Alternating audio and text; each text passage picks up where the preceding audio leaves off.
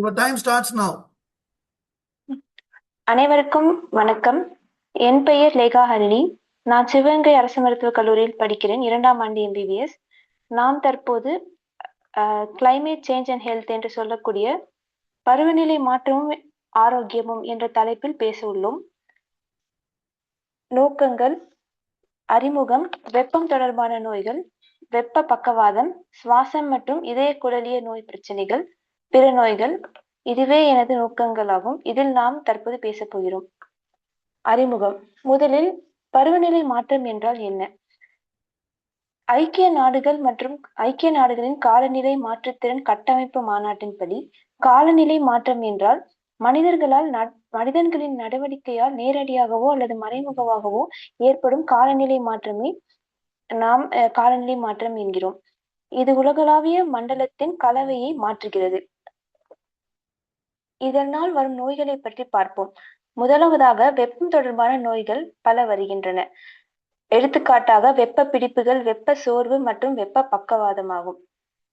வெப்பமான காலநிலையில் விவசாய தொழிலாளர்கள் தான் முதலில் சிறுநீரக கோளாறுகளால் பாதிக்கப்படுகிறார்கள். அதாவது குரானிக் கிட்னி டிசீஸ் என்று சொல்லக்கூடிய சிறுநீரக கோளாறுகள். இந்த நோய்க்கான காரணங்கள் தற்போது முழுமையாக கண்டறியப்படுவதில்லை.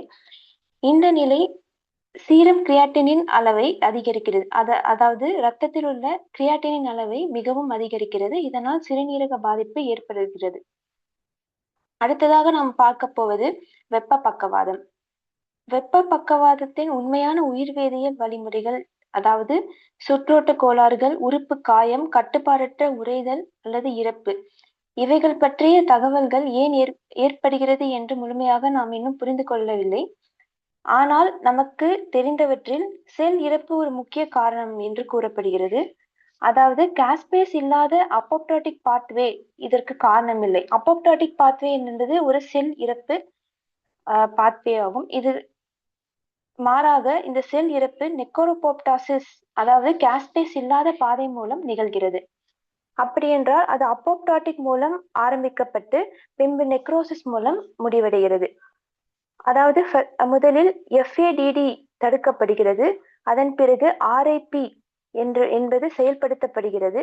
அதன் பிறகு MLKL என்பதில் பாஸ்போரிலேஷன், அதாவது பாஸ்பரஸ் என்னும் வேதிப்பொருள் சேர்க்கப்பட்டு அதன் பின் செல் ஜவ்வு ஓட்டை போடப்படுகிறது. அதன் பிறகு செல் இறப்புக்கு இது தூண்டுகிறது.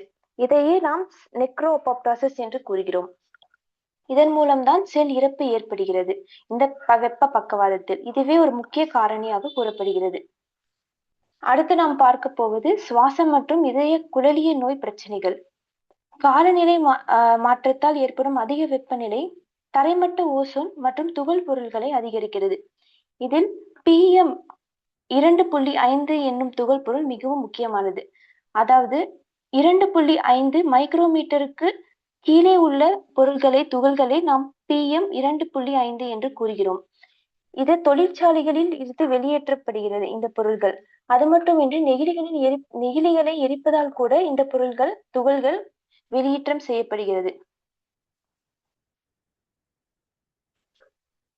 அடுத்து இந்த 2.5 துகள்கள் இருதய மற்றும் நுரையீரல் நோய்களுக்கு மற்றும் புற்றுநோயுடன் இணைக்கப்பட்டுள்ளது. இது ஆஸ்துமா போன்ற நோய்களுக்கு காரணமாக இருக்கிறது. இவற்றின் மிகவும் சிறிய அளவின் காரணமாக இவை நுரையீரலில் உள்ள ஆல்வியோலில் உள்ளிழுக்கப்பட்டு பிறகு இரத்த ஓட்டத்தில் கலக்கப்படுகிறது.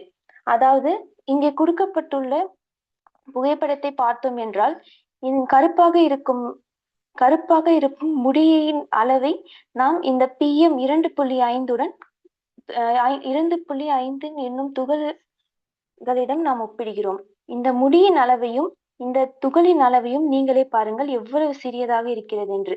இது இரத்த ஓட்டத்தில் கலக்கப்பட்டு பின்பு நம் மூச்சு குழாயை, அதாவது நுரையீரலை பாதிக்கிறது. செல்கள் பாகோசைட்டோசிஸ், பினோசைட்டோசிஸ், எண்டோசைட்டோசிஸ் என்று அழைக்கப்படும் ஒரு முக்கிய பாதையின் மூலம் PM2.5 துகள்களை எடுத்துக்கொள்ளும். செல்லுக்குள் இந்த துகள்கள் நுழைந்தவுடன் எண்டோசைட்டோசோம் எண்டோசைட்டோசோம் மூலம் லைசோசோம் மற்றும் மைட்டோகாண்ட்ரியாவுடன் இது இணைக்கப்படுகிறது. பின்பு சேதம் ஏற்படுகிறது. இதுவே செல்லின் சேதத்திற்கு ஒரு முக்கிய காரணமாக கூறப்படுகிறது. பிறகு மற்ற நோய்களும் பருவநிலை மாற்றங்களுக்கு காரணமாக பிற நோய்களும் பருவநிலை மாற்றங்கள் பிற நோய்களையும் உருவாக்குகின்றன. எடுத்துக்காட்டாக இரைப்பை குடல் அலர்ஜி மற்றும் காலரா. வெள்ளம், கனமழை மற்றும் பிற சுற்றுச்சூழல் பேரழிவுகளுக்கு பிறகு நீர் சுத்தப்படுத்தப்படுவதில்லை அல்லது சுத்திகரிப்பு சீர்குலைப்பு காரணமாக இந்த நீர் மாசடைகிறது. அதன் பின் இந்த நீரை நாம் அருந்துவதால் இரைப்பை குடல் அலர்ஜி மற்றும் காலரா ஏற்படுகிறது. அடுத்த நோய் மலேரியா மற்றும் டெங்கு காய்ச்சல்.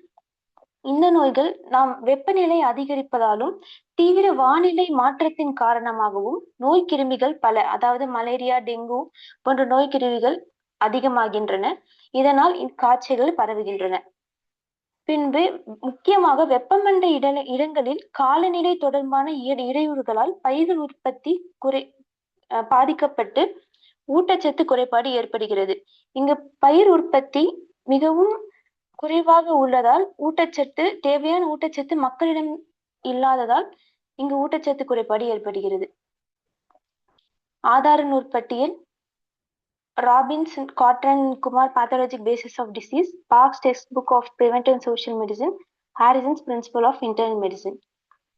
ஆகவே பருவநிலை மாற்றங்களினால் நமது உடல்கள் மிகவும் பாதிப்படுகின்றன. நமக்கு வளர்ச்சி தேவைதான், ஆனால் பருவநிலையை சீர்குலைத்து நம் உடல் ஆரோக்கியத்தை சீர்குலைத்து உருவாக்கப்படும் வளர்ச்சி தேவையற்றதே ஆகும். இவ்வளர்ச்சி எப்படிப்பட்டதானால் நாம் கண்களை விட்டு ஓவியம் வரைவதற்கு சமம். அதனால் வளர்ச்சி என்பது நமது ஆரோக்கியத்தை பாதுகாத்தே உருவாக்கப்பட வேண்டும். நன்றி, வணக்கம்.